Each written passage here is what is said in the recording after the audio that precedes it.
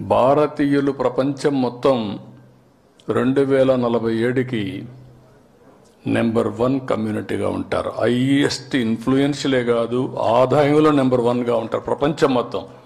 అమెరికాకి వెళ్ళండి, ఆస్ట్రేలియాకి వెళ్ళండి, ఇంగ్లాండ్కి వెళ్ళండి, జర్మనీకి వెళ్ళండి, కడాన జపాన్కి వెళ్ళండి. హైయెస్ట్ డబ్బులు సంపాదించే తెలివితేటలుండే ఏకైక జాతి భారతీయులని చెప్పి కూడా నేను మీకు తెలియజేస్తున్నా. అందులో నా స్వార్థం 30% తెలుగు వాళ్ళు ఉండాలని. అది నా కోరిక, నా ఆకాంక్ష. దానికోసం నేను పనిచేస్తున్నా. అదే సమయంలో ఆర్థిక సంస్కరణలు వచ్చాయి. నేను ఆ రోజు ఆర్థిక సంస్కరణలు అందిపుచ్చుకున్నాను. అనేక విషయాల్లో ముందుకు పోయాం. సంపద వస్తూ ఉంది. సంపద వల్ల మనకు కూడా ఇప్పుడు మీరు నేషనల్ హైవేలో వస్తున్నారు. ఒకప్పుడు రోడ్లు బాగుండేటి కాదు. ఈరోజు రోడ్లన్నీ బాగున్నాయంటే దానికి కారణం ప్రైవేటు వ్యక్తులు ఆ రోడ్లు వేస్తున్నారు, యూజర్ ఛార్జెస్ పే చేస్తున్నాం.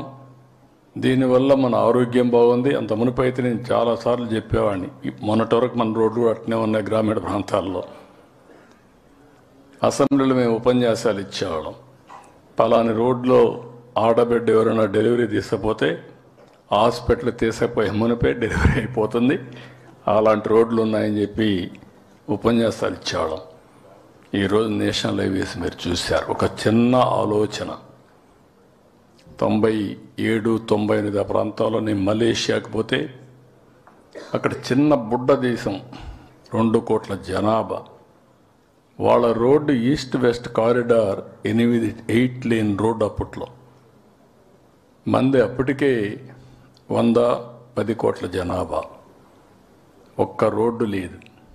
అప్పుడు ప్రధానమంత్రి గారు చెప్తే ఎట్లా చేయాలంటే ఒక్క రోడ్డు వేసి చూపిస్తా మీరు చూడమని నెల్లూరు నుంచి చెన్నై వరకు ఫస్ట్ రోడ్డు ప్రైవేట్ సెక్టర్లో మలేషియన్ కంపెనీ వేస్తే అక్కడి నుంచి ప్రారంభించి దేశం మొత్తం ఏది గోల్డెన్ క్వాడ్రిలేటరల్ రోడ్డు 5 ఏళ్లలో పూర్తయింది. శాశ్వతంగా ఆనాటి ప్రధానమంత్రి వాజ్పేయి గారిని గుర్తుపెట్టుకుంటాం. ఇది ఒక చరిత్ర. ఇలాంటి చాలా కార్యక్రమాలు జరిగాయి. దీనివల్ల కొంతవరకు అందరికీ లాభం జరిగినా కొంతమంది బాగా డబ్బులు సంపాదించారు. అందుకని నేను ఆలోచించింది, సమాజం వల్ల మీరు పైకి వచ్చారు, తిరిగి సమాజానికి మీరు ఇవ్వండి. మీతో పుట్టిన వారు ఇంకా పేదవాళ్ళుగా ఉన్నారు, వాళ్ళను కూడా పైకి తీసుకొచ్చే కార్యక్రమం సంపన్నులకు అప్పచెప్పాలి, ప్రభుత్వం మానిటర్ చేయాలి. ఇది ఒక పాలసీ కింద తీసుకొచ్చి భవిష్యత్తులో ఈ రాష్ట్రంలో ఎవ్వరు కూడా పేదవాళ్ళు లేకుండా మొదటి ఫేజ్ 0 పావర్టీ, అక్కడి నుంచి మెరుగైన జీవన ప్రమాణాలు, అక్కడి నుంచి ఉన్నతమైన జీవన ప్రమాణాలు, అందరికీ కూడా అవసరమైన వాళ్ళందరికీ అన్ని విషయాలు, నాణ్యత కలిగిన విద్య, ఆరోగ్యం, లేకపోతే జీవన పరిణామాలు, ఇవన్నీ చేసే కార్యక్రమానికి శ్రీకారం చుడుతున్నా. దీన్ని కానీ నేను చేయగలిగితే నా జీవితాశయం ఇది, నా లైఫ్ అంబిషన్, నా కోరిక. ఇది ప్రపంచానికి ఒక ఆదర్శం కావాలని. మనందరం మనుషులుగా పుట్టిన తర్వాత తెలివితేటలు వచ్చాయి, ఎన్నో ప్రయోగాలు చేశాం, ఇన్నోవేషన్స్ వచ్చాయి, టెక్నాలజీస్ వచ్చాయి, ఎన్నో బ్రేక్ త్రూస్ వచ్చాయి.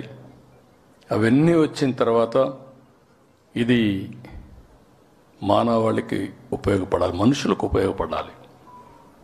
మనతో పుట్టినవాడు ఇంకా తిండి లేదు అంటే, మనం పెద్ద పెద్ద ప్యాలెస్ల్లో ఉండి వాడికి ఇల్లు లేదు అంటే, ఇది సమాజం సిగ్గుపడాలి.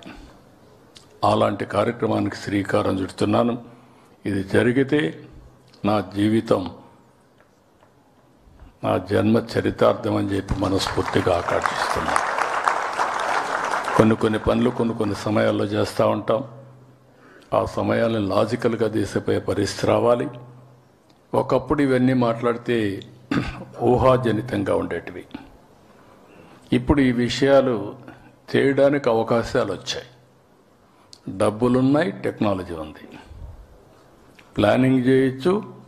దాన్ని అమలు చేయడం కోసం రాష్ట్రం మొత్తం ఏ ఊర్లో ఏం జరిగిందో రియల్ టైంలో తెలుసుకుని మళ్ళా రియల్ టైంలో మెసేజ్ ఇచ్చే పరిస్థితికి వచ్చాం. ఇది ఒక మాటలో చెప్పాలంటే ఇన్స్పైరింగ్ టైం.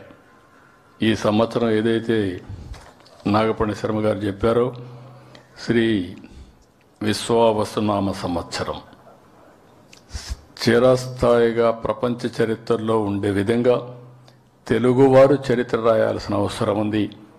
అదే P4, అదే మాదిరిగా జీరో పావర్టీ, ఫైనల్గా ఆర్థిక అసమానతలు లేకుండా ఉండే వ్యవస్థ, అందరూ సమానంగా అందరికీ సమాన అవకాశాలు వచ్చే పరిస్థితి తీసుకురావాల్సిన అవసరం ఉంది. అలాంటి మంచి కార్యక్రమానికి మీరందరూ సహకరించవలసిందిగా మరొక్కసారి కోరుకుంటూ, మనుషులు అనుకుంటే ఏదైనా సాధ్యం, సంకల్పం దృఢ సంకల్పం ఉంటే ఏదైనా ఎలాంటి జటిలమైన సమస్యను పరిష్కారం చేసే శక్తి ఒక్క మనుషులకే ఉంటుంది. అది తెలుగు జాతికి ఉండాలని ప్రపంచం మొత్తం ఒకప్పుడు జూయిష్ గురించి మాట్లాడేవాళ్ళం. రేపు ఎక్కడన్నా ప్రపంచంలో మాట్లాడితే దానికి ఎవరు కారణం అంటే ఆంధ్రప్రదేశ్ రాష్ట్రం ఒకటి ఉంది, తెలుగు జాతి ఉంది. ఏ సమస్యన పరిష్కారం చేయగలిగే శక్తి సామర్థ్యాలు వారికి ఉన్నాయని నిరూపించే బాధ్యత మీ అందరికీ ఉందని చెప్పి నేను మీకు తెలియజేసుకుంటూ, ఈరోజు నాగపణి శర్మ గారిని చాలా రోజుల నుంచి చూశాను. 30 సంవత్సరాల నుంచి చూస్తున్నా. ఆ రోజు సీఎంగా చూసా, ఈరోజు చూస్తున్నా. మనిషి క్లారిటీ ఏం తగ్గలేదు. అప్పుడు ఎట్టున్నాడో అట్లనే ఉన్నాడు, గట్టిగా ఇది చేస్తున్నారు. కానీ అదనంగా ఈరోజు ఏంటంటే వారి సేవలను గుర్తుపెట్టుకొని గవర్నమెంట్ ఆఫ్ ఇండియా కూడా పద్మశ్రీ అవార్డు ఇవ్వడం మన తెలుగు వారందరికీ గర్వకారణం. దానికి వారిని మనస్ఫూర్తిగా అభినందిస్తూ, మిమ్మల్ని అందరినీ కూడా మనస్ఫూర్తిగా అభినందిస్తూ మరొక్కసారి ఉగాది శుభాకాంక్షలు. ఇప్పుడే 6 రకాల రుచులైనటువంటి ఉగాది పచ్చడి చూసాం. ఈ పచ్చడి గుర్తుపెట్టుకొని అదృష్టం వస్తే ఎగిరిపడద్దండి, కష్టం వస్తే కుంగిపోవద్దండి, సమర్థవంతంగా ధీటుగా పనిచేయండి.